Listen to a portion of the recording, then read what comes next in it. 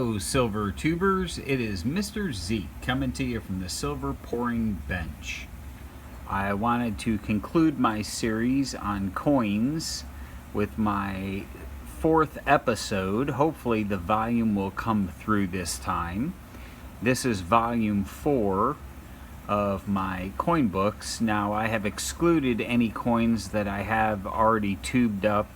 All of my Canadian junk silver that I have full tubes of are American, or even my tube of British shillings that I got from across the pond. These are simply the one-offs that I have. I appreciate everybody following along in this series. There have been some marvelously generous comments and some simply terrific responses. I thank you all for watching along, and as I fill another volume, I'm sure down the road, since I can't seem to help it, I will share them with you once a book is full. So let's get into it. Volume 4. Alright, so volume 4, we have one of my oldest coins. It is a 1784 2 real from colonial Mexico. I'm very proud of that coin. It's in very good condition. I even put 3 stars on it. And so moving right along, we have a 1943 Mexico 50 cents. We have a 53 5 pesos, large coins, barely fit in a flip. And there's a very fine specimen of a Hidalgo, a 53 5 peso. And that's interesting because we have 2 different pesos the same year. One's a commemorative and one is just a regular circulation. There's a 1972 25 pesos, and that I believe, well, I don't know, so I'm not even going to speculate. And there's a 56 Hidalgo. Turning the page, you'll notice there's a lot of, now let's look at the back of that 8 real. And you can see there's a lot of detail left on that coin. I was so ecstatic when I got that, and that one cost me a little bit. So, alright, and there's a 1915 quarter American, 1911 half dollar American, a little bit slick, but, and there's a 64 Austrian shilling. And a one I don't see very often, there's a 1938 5 Pengo from Hungary, 64% silver, large and very clean. There is a 1953 25 centavos from Cuba, and another very clean coin, lots of detail. And there's another of the 34 Potsdam Conference 5 or 5 Reichsmark, 90% silver. And we have a, I don't collect many coins this small, but this one just, I didn't have any Finnish silver, so there's a 1913 25 Penea. I believe I'm pronouncing that correctly, from Finland. You can see how small it is. It's 1.27 grams. And I have 2 of them. This one is a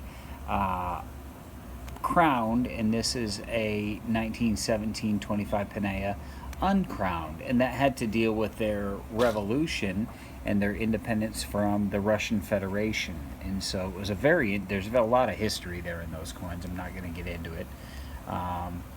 And there is a coin, I'm sure, that is from overseas, from one of my friends over across the pond.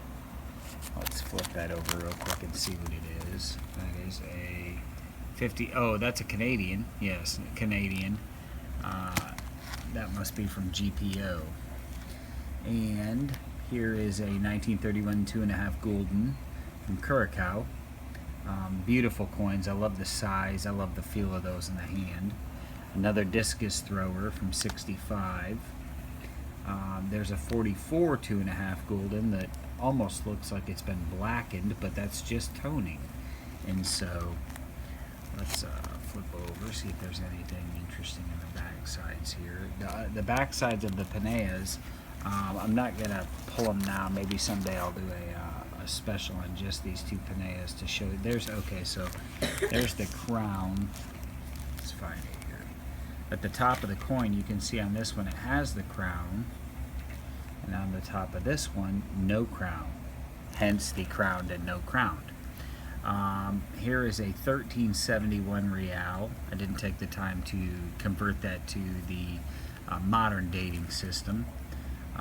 There is an absolutely marvelous, must be from GPO again, 1908 1 florin, or 2 shillings, 1 florin, 2 shillings. I like how they put both ways to say the currency on it. And that is Britannia in all of her regal splendor. Here's a 43.50 centésimos from Uruguay. I picked this up because I had no Uruguayan silver. It's not in the best of condition, but I wanted to add Uruguay to the countries. And there's, whoa! I found this one coin roll hunting. It is a 1992 90% silver proof. It's the only 90% silver, modern era silver proof I've ever found. And it was quite striking because that giant, just bare white rims jumped out at me while I was hunting. This one came from Canada as well, and this is a 2007 curling. I joke a lot, I really am a fan of curling, and it's a 25 cent, and there's the stone thrower, and then you have the broomer. And so moving right along, we have a 1929 half crown, which is 50%, a 1945 half crown, 2 different chaps on those coins, liking it. And there's a 41 half crown, a 39 half crown, all 50% silver.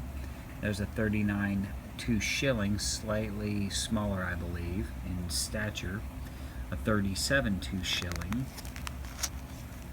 And I just absolutely love the reverse of these coins. They're marvelously done. Very regal in their look. They emit royalty, and I love that. My favorites. The 65 2 franc with Helvetica in very nice condition. A 41 2 shilling, the last of the shillings. There's an 09 1 franc, slightly worn. And there's another 44 2 franc with a lovely Helvetica, a 44 1 franc, and a 61 1 franc. All the way into 60s, they're still using 835 silver for their coinage, and I dig that. And here we have some German silver. Here's a 61 5 mark. The very unique bird, the very unique eagle on the back, or on the obverse, and a 64 Netherlands 2.5 gulden that is in incredible condition. Very fortunate to have that one. A 43 25 centavos from El Salvador, which I have some El Salvadorian silver. And there's a 34 frowning mark. That is Hindenburg, and he just does not look happy at all. That's a 5 mark. And there's a silver 1 gram. Oh, that's the next page. We'll get to that next page. But I wanted to show the reverse of, there's the reverse of the Republik Deutschland, Bundesrepublik Deutschland 5 Deutschmark 1961. So that is erroneously slabbed by the previous owner. Okay, no it's not. Nope, I thought it said Nazi silver on it. So, and an 1887 Kraken double florin. Marvelous coin. And here is a quarter, I believe, Canadian quarter. And yes, the lovely Springbok. 1957 5 shilling Springbok. South Africa, and this has both legends on it, both English and South African, Afrikaans.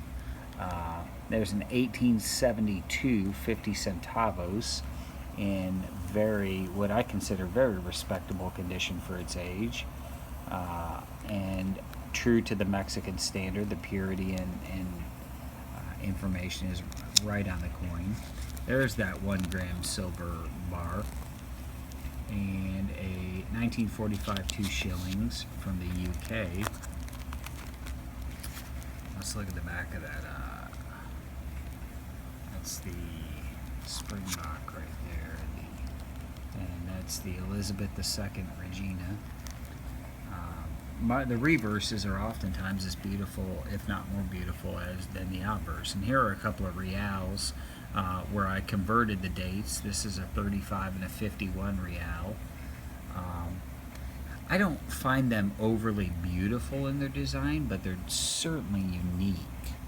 And so, once the longer you look at them, you start to pick out things like the palm trees. And so, there's another one. There's a 1935 real. And Swiss Helvetica, 1957 1 franc. And there is I'm not sure what that is. 1915 20 centavos, and that is also from Cuba. Let's look at the back side of that. Nope, no marking. That is a Canadian quarter, 1953. So that is volume number 4, and I hope everybody enjoyed this trip down Coinage Lane. I certainly do have an affinity for coins. I have a degree in history, and this is a neat part of silver that I love to look at. I'm going to make a habit of taking these out and perusing them more. And so I appreciate everybody watching this series, and feel free to comment below on any of the coins you saw. I certainly appreciate your interaction, and I do apologize for the volume lossage on the last video. So hopefully this video, all of the volume comes through so you can get my quirky commentary. This is Mr. Z coming to you from the Silver Pouring / Collecting Bench. Cheers, everybody.